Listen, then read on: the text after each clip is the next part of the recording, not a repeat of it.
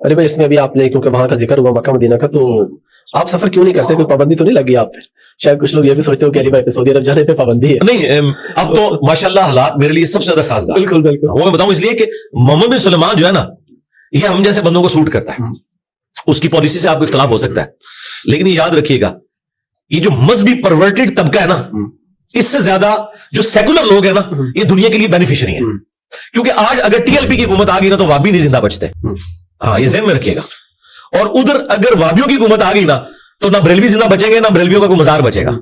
آپ دیکھیں محمد سلمان نے وہ تمام صحابہ کرام کی چیزیں رینیو کی ہیں. حضرت علی کا گھر بحال کر دیا، اور مسجد نبوی سے لے کے مسجد قباء تک وہ راستہ بنا دیا. وہ اس کو، یہ بہت پہلے ان کو کرنا چاہیے تھا.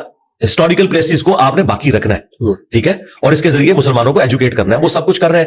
شرطوں کا اثر و رسوخ بالکل اس نے آلموسٹ ختم کر دیا. وہ خود تنگ آیا ہوا ہے. اس کو پتا ہے کہ یار یہ ایک پرورٹڈ قسم کی نیچر ہے. ایک تو نا اصلاح والی پرورٹڈ نیچر، یہ نہیں ہونی چاہیے. تو اس سے بہتر تو حالات کوئی نہیں ہے. میں اس لیے نہیں جاتا کہ میرے بھائی، میں نے 2002 میں عمرہ کیا، 2007 میں حج کیا، 2014 میں جب عمرہ کیا تو وہ میں نے اپنی بیوی کی خواہش پہ کیا تھا. میں نے حج کے بعد ارادہ کیا تھا کہ میں نے اس کام میں پیسے نہیں لگانے. میں ان پیسوں کو کسی غریب بچے کی تعلیم کا ذریعہ بنانے میں زیادہ اجر سمجھتا ہوں، کیونکہ پاکستان میں پاورٹی سرکل سے نکلنے کا واحد ذریعہ تعلیم ہے. ہم لوور مڈل کلاس سے اوپر آئے ہیں صرف تعلیم کی برکت سے. ادروائز ہم کسی لینڈ لارڈ کی اولاد تو نہیں تھے. تو اس لیے میری کوشش ہوتی ہے کہ میری جو جمع پونجی ہے نا، میں کسی غریب بچے یا بچی کی یونیورسٹی کا خرچہ اٹھاؤں. یہ 2014 میں میری وائف مجھے لے کے گئی تو میں اسے اس شرط پہ لے کے گیا کہ اس کے بعد میں نے نہیں حرم آنا. میں اس کو بہتر کام میں لگاؤں نا. میں نے تو ریشو پروپورشن دیکھنی ہے. حج ہم نے کر لیا، اور میں نے کعبے میں اسے عہد لیا تھا کہ اب ہم نے واپس نہیں ادھر آنا. اب لوگ اسے کہیں گے فینیٹک ہونا. نہیں میرے بھائی، میں تو دیکھوں گا نا کہ مجھے نفع کہاں زیادہ ہے. ٹھیک ہے، تو نفع تو مجھے اس معاملے میں. نبی اسلام نے بھی ایک ہی حج کیا نا زندگی میں، عمریں 4 کی، ان میں سے بھی ایک قضا والا تھا. ٹھیک ہے نا. جس کے پاس استطاعت ہے وہ ضرور کرے. ہماری جمع پونجی اتنی ہے کہ یا ہم عمرہ کر لیں یا کسی غریب کی مدد کر لیں، تو ہم وہی کریں گے جو اس وقت ضرورت ہے پاکستان کو، پاکستان کی غریب عوام کو. اس کے پیچھے کوئی اور ریزن نہیں ہے. مجھے کوئی مفت بھی لے جائے، سعودی حکومت بھی آفر کرے، تب بھی میں نہیں جاؤں گا. اب ضرورت نہیں. لیکن لوگ اس سے پھر یہ نکال لیتے ہیں کہ پھر حج کی ضرورت ہی نہیں، ہم ساری غریبوں کو. نہیں، حج فرض آپ نے کرنا. نہیں، میں سمجھ گیا، لیکن میں پبلک کے لیے آپ سے کوشچن کر رہا ہوں کہ جو لوگ یہ کہتے ہیں فرض حج بھی نہیں کرتے کہ یار غریبوں کی مدد، جو کہتے ہیں نا فرض حج نہیں کرنا، وہ کافر ہے. گمراہ نہیں، کافر ہے. اسلام کی بنیاد 5 چیزوں پہ بخاری مسلم میں ہے. کلمہ شہادت کے بعد نماز، زکوٰۃ، حج اور رمضان کے روزے. اور قرآن میں واضح ہے کہ جو استطاعت رکھتا ہے، سورہ آل عمران میں، وہ اللہ کے گھر کا حج کرے. اور اگر کوئی بے پرواہی کرتا ہے نا تو اللہ تعالیٰ غنی ہے سارے جہان والوں سے. یہ ذہن میں رکھیے گا. حج چھوڑنے والا جان بوجھ کے اور اس کی تحقیر کرنے والا تو دار اسلام سے ہی خارج ہے. یہ تو آؤٹ آف کوسچن ہے. لیکن مجھے بتائیں، یہ کون سا حج ہے، یہ کون سا عمرہ ہے کہ جاتے ہوئے بھی رشتہ داروں کو مل کے جاتے ہیں، انہیں تکلیف دیتے ہیں؟ یہ کہا ہے کہ آپ نے ہر دفعہ مل کے جانا ہے. وہ اس لیے مل کے جاتے ہیں جب ہم واپس آئیں گے ہمیں مبارکباد دینے ہیں.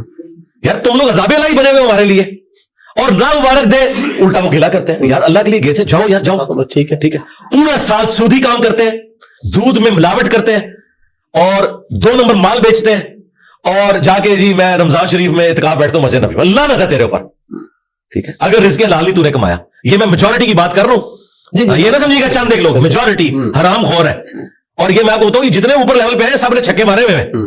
ہاں، کہیں نہ کہیں چھکا ضرور مارا ہے تو تب اوپر پہنچے ہیں، اللہ ماشاء اللہ. ہاں، یہ ذہن میں رکھیے گا. اور اس کے بعد وہ مومن ہو جاتے ہیں. تو اس لیے نا فرض والا ضرور کام کریں. یہ عمرے اور حج ضرورت سے زیادہ دوسرے غریب لوگوں کے دلوں پہ یہ چھڑیاں چلاتے ہیں. جب ان کو ملتے ہیں جا کے اور پھر ایکسپیکٹ کرتے ہیں کہ وہ لوگ مٹھائیاں ان کے لیے لے کے آئے، تحفہ لے کے. آپ ان کو نوٹ کریں، کوئی گمراہی میں نہیں جاتا. تو اس کا مطلب ہے یہ جا رہے کس لیے ہیں؟ تاکہ باقیوں کو بتائیں کہ ہم کام ڈال کے آئے ہیں. ٹھیک ہے. اور وہ انہوں نے اجر دنیا میں لے لیا، آخرت میں 0 اجر ہے. اور مسلم کی حدیث ہے کہ قیامت الدین ایک سخی کو، ایک شہید کو بلایا اور ایک عالم کو بلایا جائے گا. اللہ تعالیٰ اسے نعمتیں گنوائے گا. شہید کہے گا اللہ جان دے دی، اور کیا کرتا؟ فرمایا اس لیے دی کہ تاکہ لوگ تجھے بہادر کہے اور تیری بڑی تعریف ہوئی ہے. لوگوں نے کہہ دیا اوندا منہ کر کے تجھے جہنم میں پھینکوں گا، اور پھینک دے گا اللہ تعالیٰ. اور سخی کہے گا یا اللہ کوئی جگہ نہیں تھی جہاں تو نے حکم دیا اور میں نے خرچ نہ کیا. اللہ تعالیٰ فرمائے گا اس لیے کہ لوگ تجھے سخی کہیں، اور تجھے دنیا میں سخی کہا گیا، تجھے اجر مل چکا. اور عالم، جو یہ کہتے ہیں عالم اور ڈگریاں، تو وہ اللہ تعالیٰ اس لیے کہ تاکہ آج کے دور میں اشتہار میں تیرے نام کے ساتھ دمیں لگے. ان کا نام چھوٹا لکھتے ہیں نا کسی، وہ سمجھتے ہیں کہ میرا مرتبہ انہوں نے کم کر دیا اسے. جب تک ساتھ وہ 5-6 وہ القابات نہ لکھے، اور وہ القابات بھی شرما رہے ہوتے ہیں کہ کس بندے کے ساتھ ہم اٹیچ ہوئے ہیں. وہ ایسے القابات ہوتے ہیں. استاذ العلماء تو ساروں کے ساتھ لگایا ہوا ہے انہوں نے. تو اللہ تعالیٰ فرمائے گا تو نے تو اس لیے کیا کہ تیرے لوگ قرآن کا عالم کے، تو دنیا میں تیری تعریف ہو چکی. ٹھیک ہے نا. اب میرے ہاں کوئی اجر نہیں ہے. تو یہ ریاکاری بنی ہوئی ہے. یہ میں تلخ باتیں اس لیے کرتا ہوں کہ میرے پاس لائسنس ہے یہ باتیں کرنے کا. داڑھی، पगड़ी, कुर्ता शलवार, ये मैं कॉलर भी दूसरे वाला नहीं यूज करता।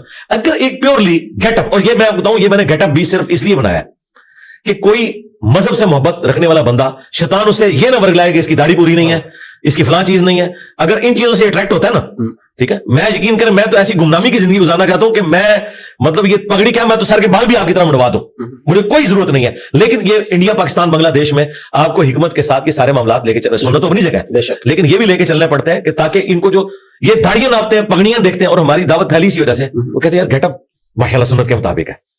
आगे भावे कूड़ मारो, हमारा सच भी नहीं बिकना था अगर हमारा गेटअप ऐसा होता जो इनको बताया जाता है सुन्नत के मुताबिक नहीं है। तो हमने कहा ठीक है, नूरुन ला नूर करते हैं, सुन्नत का सवाब भी कमाएंगे और इनके मौलवियों का मुकाबला करेंगे गेटअप में।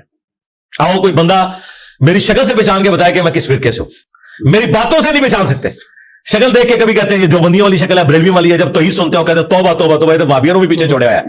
और जब अहले बैत में बात सुनते हो कहते हैं शिया तो शाही कोई नहीं है, इंजीनियर तो पता नहीं कितने टूर गया। ये है बात सच्चाई की, ठीक है ना। तो गेटअप अडॉप्ट किया, लेकिन बात की इल्म की, तो हम कोशिश करते हैं कि पॉजिटिवली लोगों तक बात पहुंचाए।